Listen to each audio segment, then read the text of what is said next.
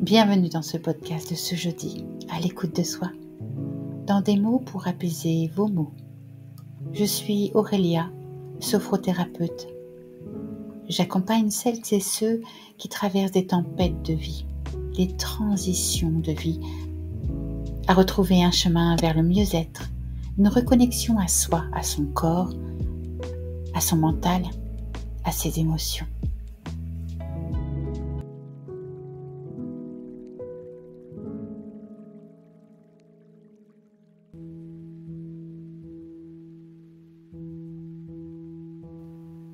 Dans l'épisode précédent, nous avions parlé de l'importance de déposer, d'oser relâcher ce qui entrave notre élan. Aujourd'hui, je vous invite à entrer dans un temps tout aussi précieux, celui du retour à la lumière, du rayonnement sans précipiter. Car une fois libéré, faut-il pour autant tirer sur l'élan comme on tirerait sur une fleur pour la faire pousser plus vite? Non, le soleil lui-même prend son temps pour se lever. Le soleil lui-même prend son temps pour se lever. Et la vie s'éveille bien souvent dans le murmure. Alors aujourd'hui, j'ai eu envie de vous poser une question. À quoi ressemble votre rayonnement quand vous ne forcez rien?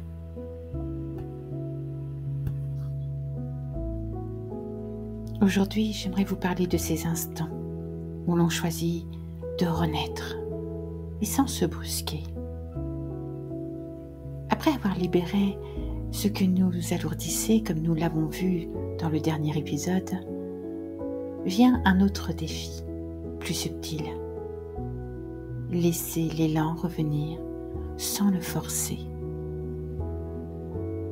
Et ça, ce n'est pas toujours naturel.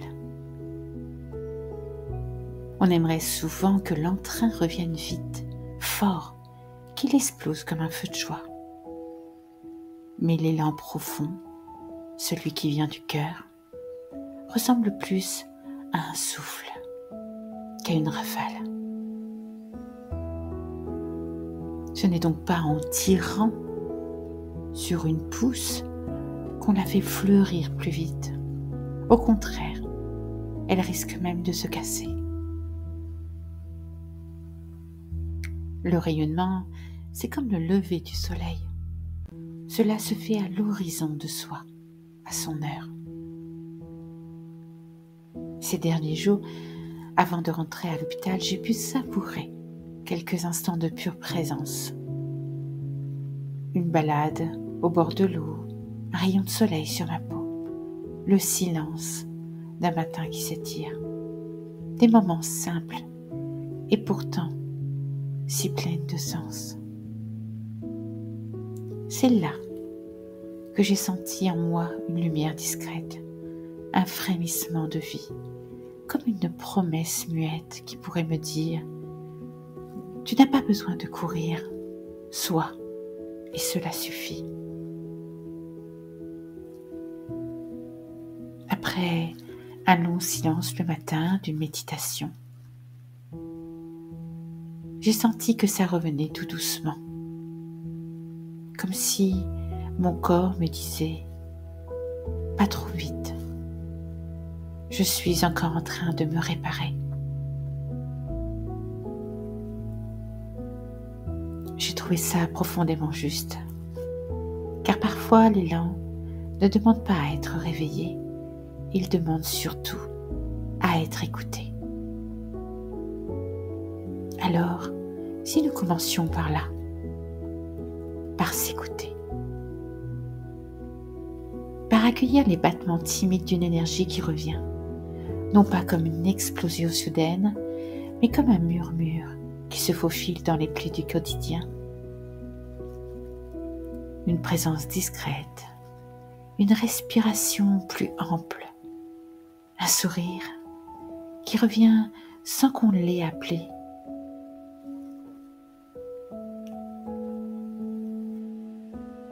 Alors pour commencer à rayonner, rien de tel que de remercier. Avez-vous déjà pratiqué la gratitude? C'est un soleil intérieur que l'on peut faire briller chaque jour. Elle est la plus proche alliée du bien-être et de la positivité. Pour moi, c'est une clé essentielle pour ouvrir les portes du bonheur et de la satisfaction. En prenant conscience de tout ce qui nous nourrit déjà, nous cultivons une attitude positive et transformons notre regard sur la vie. La gratitude nous apprend à voir ce verre à moitié plein, à accueillir l'abondance qui nous entoure. Elle est aussi un bouclier de résilience. Lorsque les défis surgissent, elle nous ramène à l'essentiel et nous aide à retrouver des solutions créatives.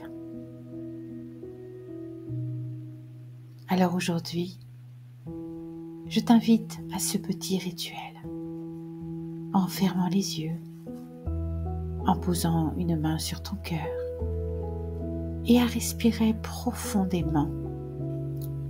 Et lorsque tu bloqueras la respiration, je t'invite à te poser une question.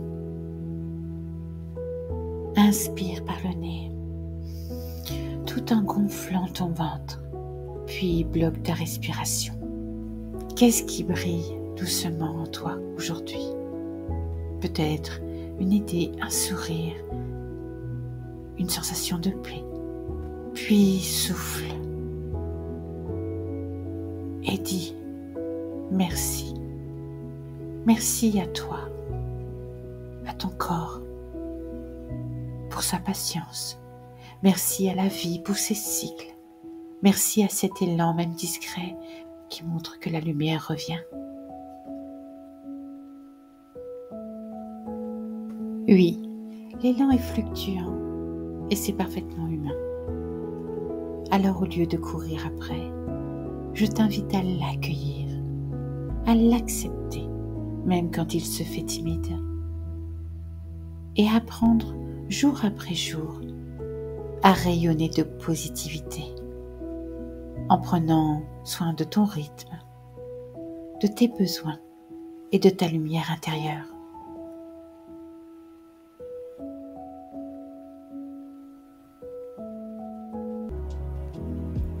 Si cet épisode t'a touché, je t'invite à le partager à une personne qui aurait besoin peut-être un peu de douceur dans son quotidien.